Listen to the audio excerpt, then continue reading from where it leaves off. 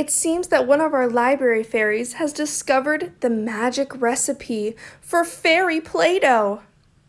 Hey guys, welcome back to week 2 of the Dryden Southworth Library's Kids Club 2020.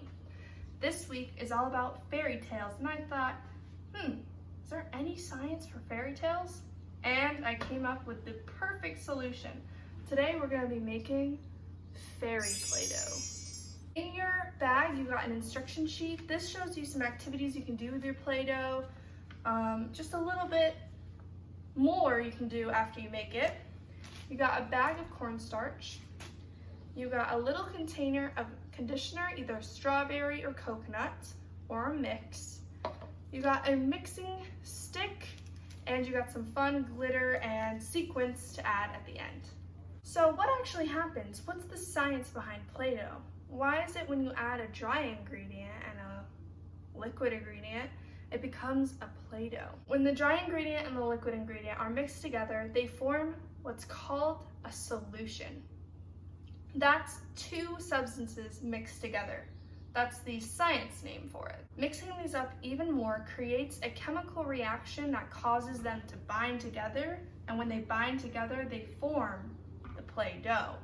Before, they were just a solution mixed together, but the more you mix and mix and mix, you cause a chemical reaction and you make a new substance, a whole entirely different thing than your cornstarch and conditioner. All right, fairies, let's get into it. So the first thing that I did was I grabbed the cup that is in the bag. That's a mixing cup, and I used the stick to take the conditioner out of the little container and pour it into the mixing cup.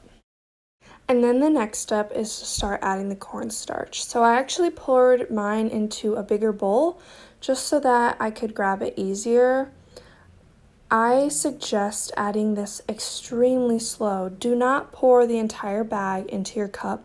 Otherwise, your Play-Doh may end up being a little too hard. I found that I had a little bit of extra cornstarch in the end. So what I did was just scoop out little handfuls and slowly add it in and keep stirring and stirring and stirring. Okay, so I stirred for a while and I started to notice that it was getting really thick in the cup. So I took it out and I kind of tested it in my hand, and it was still a little sticky, but sometimes I find that it's easier to take it out and just lay it on a counter or a plate or a placemat and just start getting it into a Play-Doh form. And then I added a little more cornstarch. You can keep adding it if you need more, if it's too sticky or if it's soupy at all. And then, yeah, I just started to knead it. So kneading is when you kind of do that little pressing motion that I just did. And you're just gonna keep doing that over and over. And I added the rest of the Play-Doh into the pile.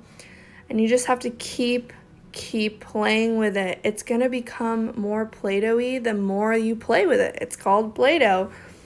But you can add more cornstarch, just add it very slowly because you can't take it out once it's in. Okay guys, and this is where the magic happens.